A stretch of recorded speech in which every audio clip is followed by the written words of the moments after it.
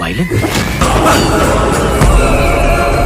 Hello movie lovers, আজকের ভিডিওতে review করব হচ্ছে বরুণ ধাওয়ানের সম্প্রতি মুক্তিপ্রাপ্ত 25শে ডিসেম্বর মুক্তিপ্রাপ্ত বেবি জন। বেবি জন গল্পটি কেমন ছিল সেটি দেখতে সম্পূর্ণ ভিডিওটি দেখুন। ডিসিপি থাকা অবস্থায় বরুণ ধাওয়ানের সঙ্গে সংঘাতে যায় হচ্ছে ভিলেনের সাথে। ভিলেন ছিল জ্যাকি শ্রফ। তার ছেলেকে হত্যা করার কারণে জ্যাকি শ্রফ তারও পরিবারকে ধ্বংস করার চেষ্টা করে এবং এই বিষয়গুলো যাতে তার মেয়ে বরুণ ধাওয়ানের মেয়ে খুশির উপর কোনো ইফেক্ট না করে সেই জন্য সে কেরালাতে নতুন জীবন শুরু করে। কিন্তু জ্যাকি শ্রফ যখন জানতে পারে যে সেখানে বরুণ ধাওয়ান এখনো জীবিত আছে, সো সেখানে সে আবার যে আক্রমণ করে।